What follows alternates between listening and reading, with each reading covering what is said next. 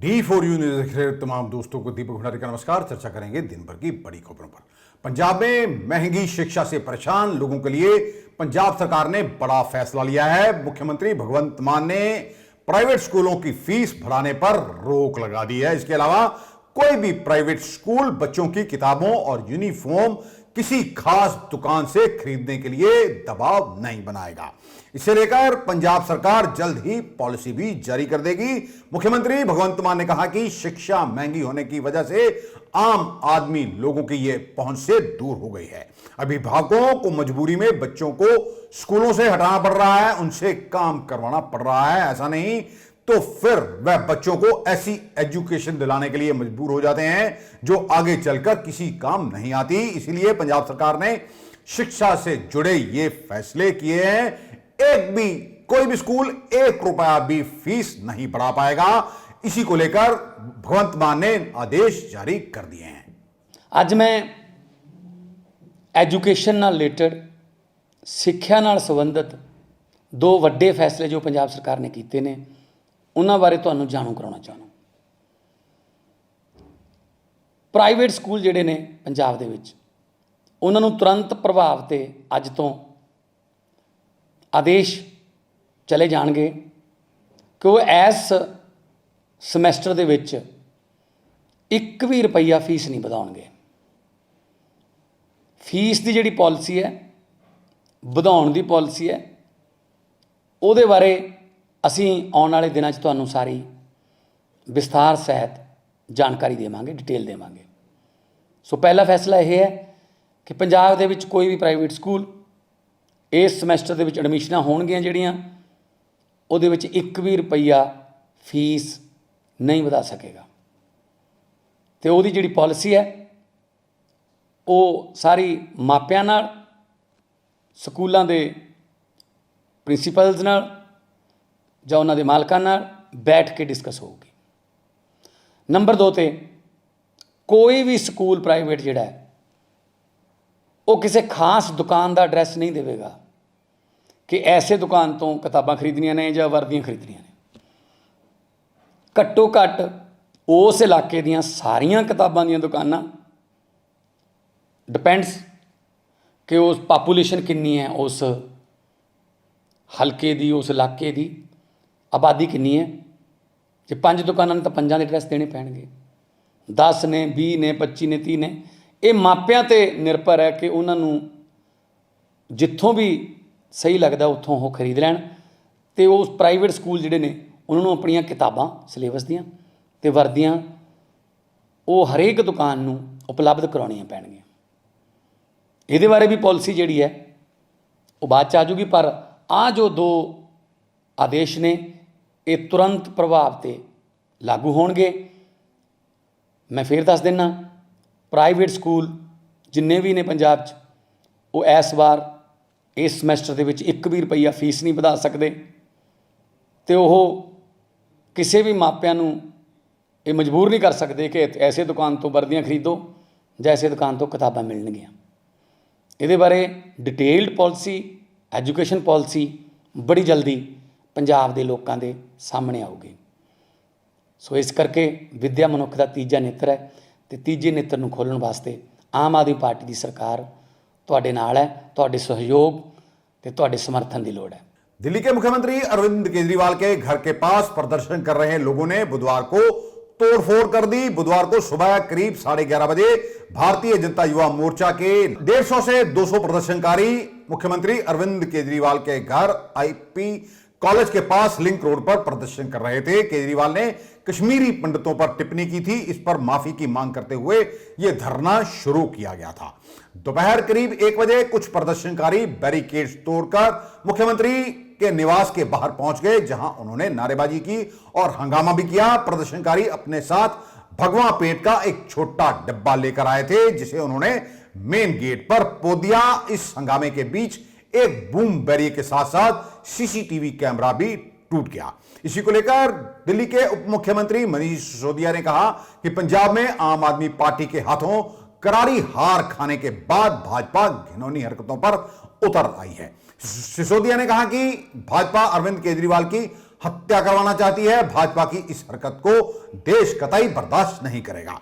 सिसोदिया ने भाजपा पर इसके अलावा और भी कई गंभीर आरोप लगाए हैं। पंजाब में आम आदमी पार्टी की प्रचंड जीत और भारतीय जनता पार्टी को मिली 0 सीट के बाद बीजेपी इस हरकत पे उतर आई है कि अब अरविंद केजरीवाल जी की हत्या करवाना चाहती है। वो अरविंद केजरीवाल जी को मारना चाहती है।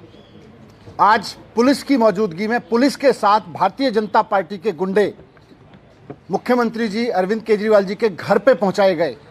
उनका सीसीटीवी तोड़े गए, उनके घर के, उनके बूम बैरियर तोड़े गए, सिक्योरिटी के बूम बैरियर तोड़े गए उनके घर के, और सब कुछ पुलिस की मौजूदगी में हुआ। भारतीय जनता पार्टी के गुंडों ने किया जाके। आज जाहिर सी बात है, बहुत साफ दिख रहा था आज कि किस तरह से बहुत सोची समझी साजिश के तहत अरविंद केजरीवाल जी पे हमला किया गया। अरविंद केजरीवाल जी को चुनाव में नहीं हरा पा रही है, अरविंद केजरीवाल जी को पीछे नहीं कर पा रही है, तो अब अरविंद केजरीवाल जी को खत्म करना चाहती है भारतीय जनता पार्टी। अरविंद केजरीवाल जी को हत्या करके उनकी खत्म करने की कोशिश कर रही है। आज का ये पूरा हमला बहुत सोची समझी साजिश के तहत अरविंद केजरीवाल जी के ऊपर हमला किया गया, उनकी हत्या कराने के लिए किया गया। मैं बीजेपी को कहना चाहता हूं कि अरविंद केजरीवाल जी को हाथ लगाने की कोशिश मत करो। इस तरह से हमला करके उनकी हत्या करवाने की साजिश करोगे, ये देश बर्दाश्त नहीं करेगा। आज भारतीय जनता पार्टी ने जिस तरह से जानलेवा हमला किया है, जानबूझ के पुलिस लेके गई वहां पर बूम बैरियर के पास में, गुंडों को लेके गई, उनके सीसीटीवी कैमरे तोड़वाए गए, उनके घर के बूम बैरियर तोड़वाए गए। जो मैंने पहले कहा, फिर से दोहरा रहा हूं कि पंजाब में हार की वजह से, पंजाब में 0 सीट मिली है भारतीय जनता पार्टी को, और पंजाब में आम आदमी पार्टी की प्रचंड जीत हुई है। उससे पूरी तरह से बौखला गई है भारतीय जनता पार्टी। और अब वो केजरीवाल जी को जब चुनाव में नहीं हरा पा रही, जब किसी तरह से साजिशें कर करके नहीं हरा पा रही, तो अब वो उनको मरवाना चाहती है, उनकी हत्या कराना चाहती है। ये बहुत खतरनाक खेल खेल रहे हैं भारतीय जनता पार्टी वाले लोग। और आज जो किया वो केवल और केवल अरविंद केजरीवाल जी की हत्या का एक षड्यंत्र किया है इन्होंने। इसी को लेकर पंजाब के मुख्यमंत्री भगवंत मान ने भी ट्वीट किया और कहा, अरविंद केजरीवाल के घर पर हमला एक कायराना हरकत है। इससे साफ जाहिर है कि अरविंद केजरीवाल और आम आदमी पार्टी के बढ़ते कदमों से भाजपा को डर लगने लगा है। राज्यसभा सांसद और आम आदमी पार्टी के नेता राघव चड्ढा ने कहा, जब से पंजाब में आम आदमी पार्टी की सरकार बनी है, तब से भाजपा बौखला गई है। जब से आम आदमी पार्टी की सरकार पंजाब में बनी है, तब से भाजपा बौखला गई। बौखलाई इसलिए है कि आज अरविंद केजरीवाल जी को देश में, पूरे देश में, हर जगह से, हर वर्ग से, हर धर्म के लोगों से, हर समाज के लोगों से समर्थन मिल रहा है, प्यार मिल रहा है, आशीर्वाद मिल रहा है। और अरविंद केजरीवाल जी की साफ ईमानदार राजनीति का डंका पूरे देश में बोल रहा है। भाजपा ने दिल्ली में अरविंद केजरीवाल जी के खिलाफ चुनाव लड़ा, लेकिन दिल्ली के लोगों ने भाजपा को हराया और अरविंद केजरीवाल जी को जिता दिया। पंजाब में भी भाजपा ने केजरीवाल साहब के खिलाफ, उनके विरुद्ध इलेक्शन लड़ा। पंजाब के लोगों ने भी केजरीवाल साहब को जिता दिया। तो आज कहीं ना कहीं भाजपा के मन में एक असुरक्षा है, एक इनसिक्योरिटी है कि अरविंद केजरीवाल जी की साफ ईमानदारी की, कट्टर देशभक्ति की और इंसानियत की जो राजनीति है, साफ राजनीति है, कहीं ये पूरे देश में ना फैल जाए। और अगर देश में फैल गई तो भाजपा का क्या होगा, उनकी हमले वाली राजनीति का क्या होगा। आज बीजेपी ने इसी बौखलाहट में अरविंद केजरीवाल जी पर हमला कराया, उनके निवास पे हमला कराया। आज भारत में एक लोकतांत्रिक ढंग से चुने हुए मुख्यमंत्री पर भाजपा जैसी बड़ी पार्टी ने, रूलिंग पार्टी ने हमला कराया अपने गुंडों से। यह हमला अरविंद केजरीवाल जी पर नहीं था, यह हमला देश के लोगों पर था, उन लोगों पर था जो साफ ईमानदार राजनीति को आगे बढ़ाना चाहते हैं। उधर लोकसभा सांसद कांग्रेस के ये नेता हैं जसबीर सिंह डिम्पा, जिन्होंने कहा कि शादियों में बहुत खर्च होने लगा है। इसी को लेकर सरकार को कानून बनाना चाहिए जिसमें लड़का पक्ष और लड़की पक्ष से केवल 50-50 बारातियों को ही आने की अनुमति हो और उसमें जो खाना बने उससे 11 से अधिक डिश नहीं रखी जानी चाहिए। इसी को लेकर लोकसभा स्पीकर ओम बिरला ने कहा कि सांसद महोदय, इस सुझाव को पहले आप खुद पर लागू करें और आपको लोग फॉलो करने लगेंगे। सब आज मैं एक बहुत बड़ी सामाजिक कुरीति के लिए बोलने को खड़ा हुआ हूं सर कि आज इसमें सर सरकार का कोई खर्च नहीं आएगा और हम सबको, सरकार को जो यहां बैठे इनको दुआएं मिलेगी। सर हमारे आजकल शादियों में इतना बड़ा जो है इकट्ठ होता है, इतने ज्यादा लोग बुलाए जाते हैं। सर ये मेरे पास एक मेन्यू है सर, इसमें 289 इतनी चीजें इस मेन्यू में है और 2500 रुपया इसका एक प्लेट का खर्चा सर है। आपकी मांग क्या है? सर यही कह रहा हूं सर, मेरी रिक्वेस्ट ये है कि हमें एक ऐसा कानून बनाना चाहिए जिसमें 50 से ज्यादा बारात ना आए और 50 से ज्यादा लड़की वाले ना हो और 11 से ज्यादा डिशेस उस खाने में ना रखी जाए। आप लोग ऐसा बच है, जाएंगे। आप संसद सदस्य शुरू कर दो, इस काम को देश शुरू कर देगा। सर हमने तो शुरू किया है सर, इसको अगर लोगों को बचाना है हमें यहाँ कानून लेके आना पड़ेगा। कानून से नहीं, ये चलता है अपनी सबकी इच्छा शक्ति से। इसके लिए भी आप सारा देश के सही कह रहे हो, सारे देश के माननीय सांसद ऐसा करने लग जाए, देश करने लग जाए। हम नेतृत्व करते हैं ना देश का। अफगानिस्तान, पाकिस्तान, वहां ये कानून है सर, वहां ये कानून है। लोगों को बचाना है तो हमें ये कानून बनाना पड़ेगा। धन्यवाद। सरकारी सिस्टम को सुधारने के लिए भगवंत मान की ओर से एक और निर्देश जारी किए गए हैं। खजाना दफ्तर को भेजे गए आदेश में कहा गया अब एक सीट पर एक कर्मचारी 1 साल से ज्यादा नहीं बैठ सकेगा। वहीं अफसरों को स्पष्ट किया गया है कि किसी भी फाइल में एक ही बार सारे ऐतराज जताए जाएं, जिसमें नियमों का हवाला देते हुए स्पष्ट तौर पर भी बताया जाए। उन्होंने यह भी कहा है कि अफसर और कर्मचारी समय पर दफ्तर पहुंचे, कोई छुट्टी पर हो तो उसकी जगह किसी दूसरे को तैनात किया जाए। आवेदन के साथ कौन कौन से दस्तावेज लगाने जरूरी हैं उसका नोटिस बोर्ड लगाया जाए। विभाग की तरफ से जारी हिदायत भी इस नोटिस बोर्ड पर लगी होनी चाहिए। कर्मचारियों की ड्यूटी रोटेशन वाइज हो, इससे कर्मचारी को अनुभव भी होगा और एकाधिकार की संभावना भी नहीं रहेगी। खजाने में उपलब्ध स्टाम्प और टिकटों की गिनती रोज नोटिस बोर्ड पर लगाई जाए। खजाना दफ्तर में कंप्लेंट बॉक्स लगाए जाएं, इन्हें रोज चेक कर रजिस्टर में दर्ज किया जाए। 1 हफ्ते के अंदर शिकायत का निपटारा किया जाए। शिकायत दर्ज करवाने के लिए अफसरों के नाम, पद और मोबाइल नंबर नोटिस बोर्ड पर दर्ज किया जाए। आम जनता, पेंशनर, सीनियर सिटीजन के साथ नरमी से पेश आया जाए, उनके बैठने का इंतजाम हो।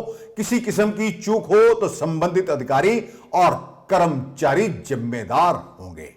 बेटे की मौत से दुखी होकर एक एएसआई ने भी खुदकुशी कर ली है। पंजाब के अमृतसर के अजनाला स्थित करम सिंह गांव में पुलिस के एएसआई जसबीर सिंह ने सर्विस रिवॉल्वर से खुद को गोली मारकर आत्महत्या कर ली। एएसआई के बेटे की 1 दिन पहले ही संदिग्ध हालातों में मौत हो गई थी। बुधवार को बेटे के शव का पोस्टमार्टम होना था, लेकिन उससे पहले ही उसने अपनी जान दे दी। परिवार में एक साथ 2 मौतों पर मातम छा गया है और ग्रामीण भी सन्न है। पुलिस ने मृतक के शव को भी अस्पताल पहुंचा दिया। बाप बेटे का एक साथ पोस्टमार्टम होगा। पुलिस छानबीन कर घटना के कारणों का पता लगाने में लगी हुई है। ਅਸੀਂ ਤੇ ਹੁਣ ਆ ਪਤਾ ਲੱਗਿਆ ਵੀ ਗੋਲੀ ਮਾਰ ਲਈ ਪਿੰਡੋਂ ਉੱਥੇ ਅਜਨਾਲੇ ਆ ਰਹੇ ਹਾਂ ਤੇ ਕੋਈ ਉਹਦੀ ਪਹੁੰਚੜੀ ਪਈ ਹੈ। ਹਾਂਜੀ ਕੀ ਦੱਸ ਰਹੇ ਨੇ ਕੋਈ ਸਦਮੇ ਦੇ ਕਾਰਨ ਉਹਨਾਂ ਨੇ ਮਾਰੀ ਗੋਲੀ?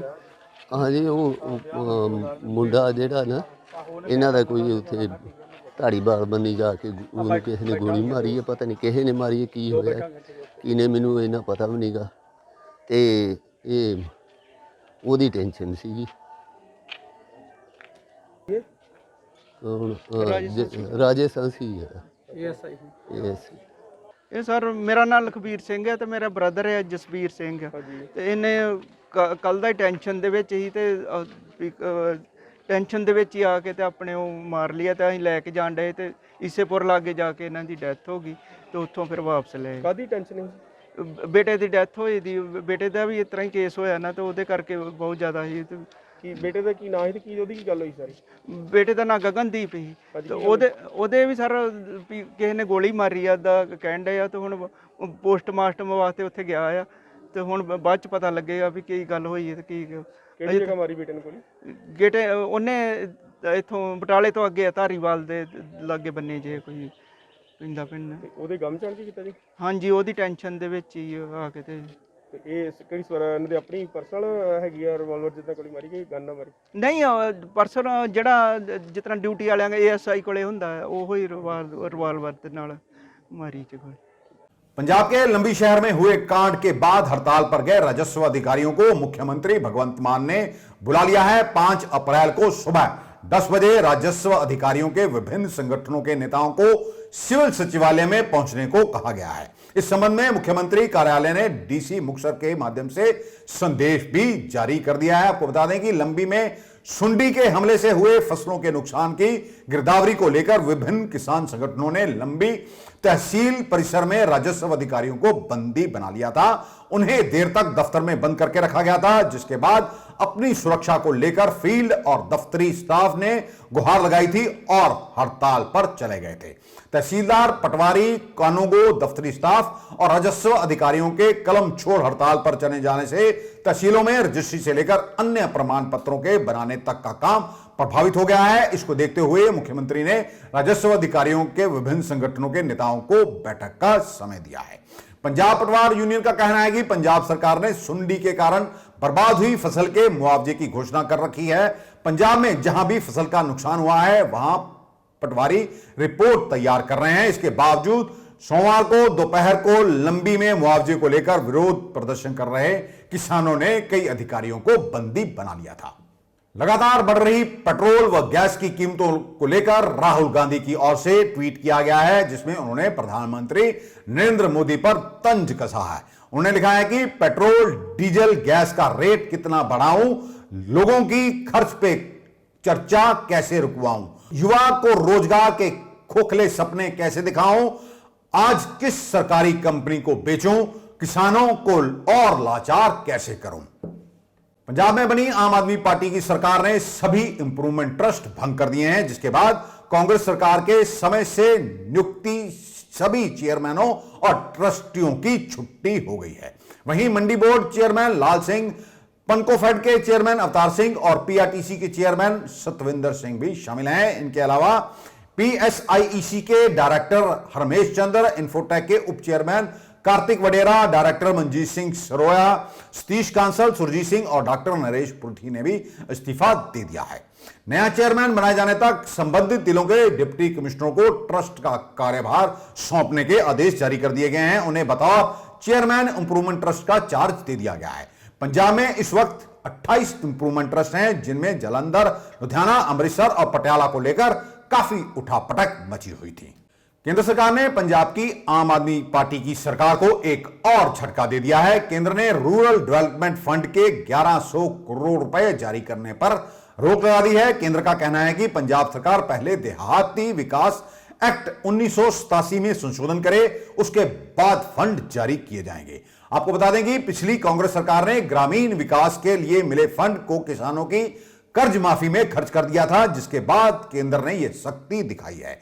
केंद्र सरकार का कहना है कि रूरल डेवलपमेंट फंड का पैसा खरीद केंद्रों के विकास के लिए दिया जाता है, यह पैसा इसी पर खर्च होना चाहिए। इसके लिए पंजाब सरकार को अपने पंजाब ग्रामीण विकास अधिनियम 1987 में संशोधन करना चाहिए, इसके बाद ही फंड जारी किया जाएगा। स्मार्ट प्रीपेड मीटर को लेकर केंद्र और पंजाब सरकार में घमासान शुरू हो गया है। पंजाब में मुख्यमंत्री भगवंत की सरकार में बिजली मंत्री हरभजन सिंह ने प्रीपेड मीटर लगाने से इनकार कर दिया है। उनका कहना है कि हम स्मार्ट मीटर लगाएंगे, प्रीपेड मीटर इतनी जल्दी नहीं लगा सकते। वहीं केंद्र पंजाब को चेतावनी दे चुका है कि अगर 3 महीने में 85,000 स्मार्ट प्रीपेड मीटर लगाओ, वरना केंद्र बिजली सुधार फंड नहीं देगा। केंद्र सरकार की योजना के मुताबिक स्मार्ट प्रीपेड बिजली मीटर लगे तो आम आदमी पार्टी की मुफ्त बिजली स्कीम में रुकावट आ जाएगी।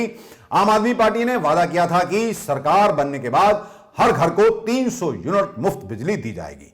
प्रीपेड बिजली मीटर लगे तो पहले इसे रिचार्ज करवाना होगा, फिर बिजली मिलेगी। यही वजह है कि आम आदमी पार्टी की सरकार इसमें दिलचस्पी नहीं दिखा रही है। बिजली मंत्री हरभजन सिंह ने कहा, हम जनहित के हिसाब से फैसला लेंगे।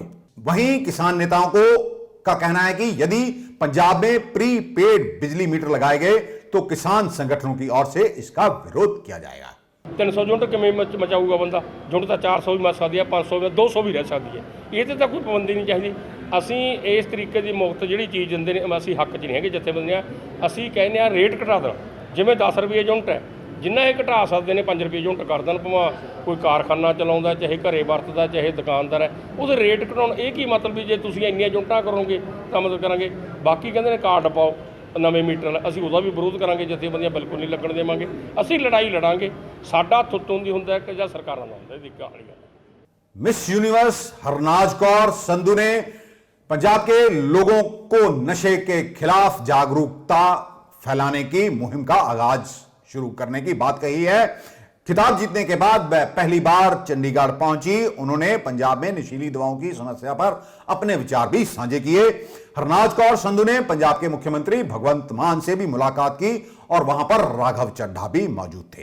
पंजाब की समस्याओं के बारे में पूछे जाने पर हरनाज कौर ने कहा कि यह एक गंभीर मुद्दा है और पंजाब की बेटी होने के नाते वह लोगों को जागरूक करना चाहती हैं। उन्होंने यह भी कहा, मोटी या पतली होने के लिए महिलाओं को आलोचना का भी सामना करना पड़ता है। एक तरफ हम महिला सशक्तिकरण की बात कर रहे हैं तो दूसरी तरफ हमारी सोच कैसी हो गई है। हरनाज संधू ने हिजाब समेत विभिन्न मुद्दों पर भी अपने विचार व्यक्त किए। अगर कोई लड़की हिजाब पहनना चाहती है तो यह उसकी मर्जी है। अगर कोई उन पर हावी हो रहा है तो उसे आगे आकर बोलना होगा, उसे वैसे ही जीने दे जैसे वह जीना चाहती है।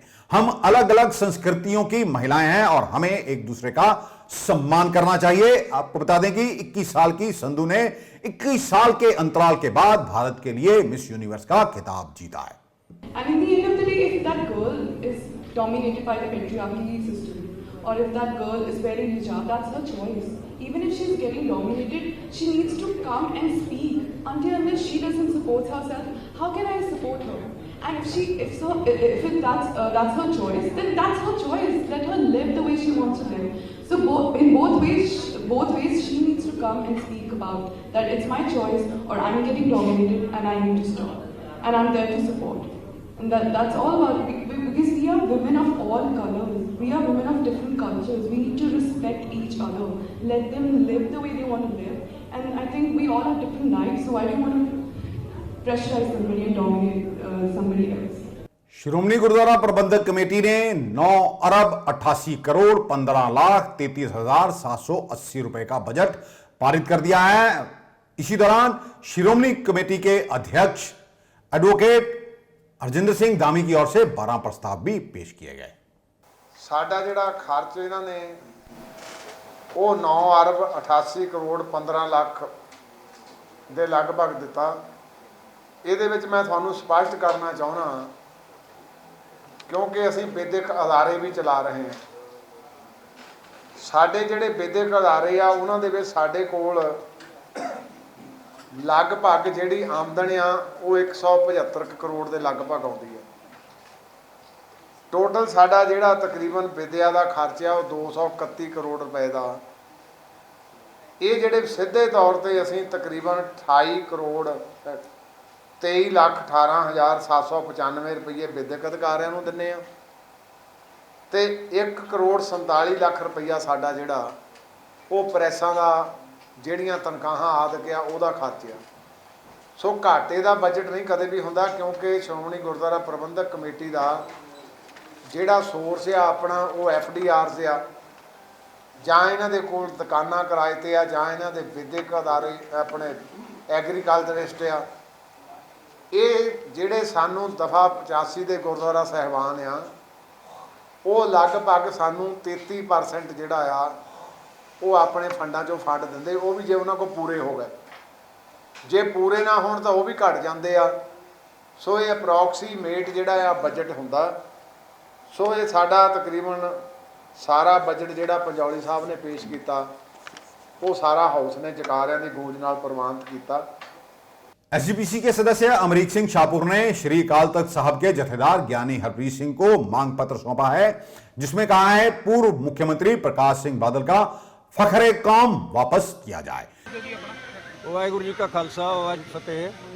मैं अमरीक सिंह शाहपुर मैंबर श्रोमणी कमेटी हल्का डेरा बाबा नानक अपने साथियों समेत असी अकाल तख्त साहब के जथेदार को मंग पत्र दे के आए हैं जिहदे विच असीं मंग कीती है कि सिंह साहब तुसीं 10 ਅਪ੍ਰੈਲ ਨੂੰ ਜਿਹੜੇ ਪੰਜਾਬ ਵਿਧਾਨ ਸਭਾ ਦੇ ਨਤੀਜੇ ਆਏ, ਜਿਨ੍ਹਾਂ ਵਿੱਚ ਬਾਦਲ ਦਲ ਦੀ ਸ਼ਰਮਨਾਕ ਹਾਰ ਹੋਈ, ਤੇ ਉਸ ਤੋਂ ਬਾਅਦ ਤੁਹਾਡਾ ਬਿਆਨ ਆਇਆ ਕਿ ਸ਼੍ਰੋਮਣੀ ਅਕਾਲੀ ਦਲ ਦਾ ਖਤਮ ਹੋਣਾ ਕੌਮ ਲਈ ਘਾਤਕ ਆ ਤੇ ਸਾਰੀਆਂ ਧਿਰਾਂ ਨੂੰ ਇੱਕ ਥਾਂ ਇਕੱਠਿਆ ਹੋਣਾ ਚਾਹੀਦਾ।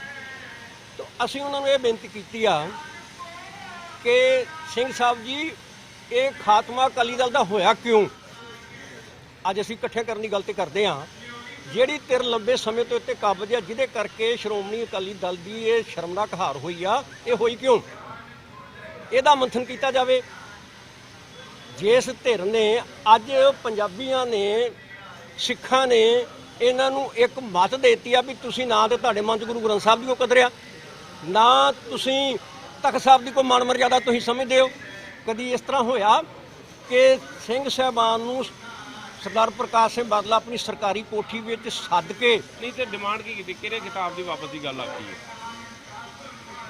ਅਸੀਂ ਮੰਗ ਕੀਤੀ ਆ ਵੀ ਤਾਂ ਸ਼੍ਰੋਮਣੀ ਅਕਾਲੀ ਦਲ ਇਕੱਠਾ ਹੋਊਗਾ। ਜਿਹੜੇ ਦੋਸ਼ੀ ਆ ਉਹਨਾਂ ਨੂੰ ਪਹਿਲਾਂ ਸਜ਼ਾਵਾਂ ਦਿੱਤੀਆਂ, ਜਿਨ੍ਹਾਂ ਕਰਕੇ ਸ਼੍ਰੋਮਣੀ ਅਕਾਲੀ ਦਲ ਦੀ ਇਹ ਹਾਲਾਤ ਹੋਏ ਨੇ। ਤੇ ਜਿਹੜਾ ਅਕਾਲ ਤਖ਼ਤ ਸਾਹਿਬ ਤੋਂ ਇਹਨੂੰ ਫਕਰੇ ਕੌਮ ਦਾ ਇੱਕ ਅਵਾਰਡ ਦਿੱਤਾ ਗਿਆ ਸੀ, ਸਨਮਾਨ ਦਿੱਤਾ ਗਿਆ ਸੀ, ਉਹਨੂੰ ਵਾਪਸ ਲਿਆ ਜਾਵੇ, ਕਿਉਂਕਿ ਇਹਨੇ ਪ੍ਰਕਾਸ਼ ਸਿੰਘ ਬਾਦਲ ਦੇ ਪਰਿਵਾਰ ਕਰਕੇ, ਇਹਦੀ ਜੁਗਲੀ ਕਰਕੇ ਆ ਹਾਲਤ ਹੋਈ ਸ਼੍ਰੋਮਣੀ ਅਕਾਲੀ ਦਲ ਦੀ। ਤੇ ਉਹਨਾਂ ਨੇ ਕੀ ਕਿਹਾ? ਉਹਨਾਂ ਨੇ ਉਹ ਹੁਣ ਵੇਖੋ ਤੇ ਕੀ ਕਾਰਵਾਈ ਕਰਦੇ। ਦੂਜਾ ਅਸੀਂ ਪੀਟੀਸੀ ਲਿਖਿਆ ਹੈ, ਪੀਟੀਸੀ ਚੈਨਲ ਦੇ ਜਿਹੜਾ ਤੁਹਾਡੇ ਸਾਹਮਣੇ ਸੈਕਸ ਸਕੈਂਡਲ ਆਇਆ, ਤੇ ਉਹ ਉਸੇ ਚੈਨਲ ਤੋਂ ਕੀਰਤਨ ਦਾ ਪ੍ਰਸਾਰਣ ਹੋ ਰਿਹਾ ਹੈ। ਤੇ ਉਹ ਅਸੀਂ ਸਿੰਘ ਸਾਹਿਬ ਨੂੰ ਕਿਹਾ ਵੀ ਇਹ ਫੌਰਨ ਇਹਨੂੰ ਬੰਦ ਕੀਤਾ ਜਾਵੇ, ਇਹਦੇ ਕੋਲ ਬਦਲਵੇਂ ਪ੍ਰਬੰਧ ਕੀਤੇ ਜਾਣ, ਕਿਉਂਕਿ ਇਹਦੇ ਨਾਲ ਜਿਹੜੀ ਰਹਿੰਦੀ ਕਹਿੰਦੀ ਕਸਰਿਆ ਬਾਦਲ ਪਰਿਵਾਰ ਦੀ ਹੋਰ ਨਿਕਲ ਜਾਊਗੀ। ਪੀਡੀਸੀ ਦਾ ਮਾਲਕ ਕੌਣ? ਪ੍ਰਕਾਸ਼ ਸਿੰਘ ਬਾਦਲ, ਪ੍ਰਕਾਸ਼ ਟੈਲੀਕਾਟ ਕਾਰਪੋਰੇਸ਼ਨ। ਜੀ, ਤੇ ਸਿੰਘ ਸਾਹਿਬ ਕੰਮ ਕਰਨਗੇ? ਇਹ ਹੁਣ ਉਹਨਾਂ ਨੂੰ ਪੁੱਛੋ। आज के लिए बस इतना ही। कल आपके समक्ष फिर हाजिर होंगे, तब तक के लिए नमस्कार।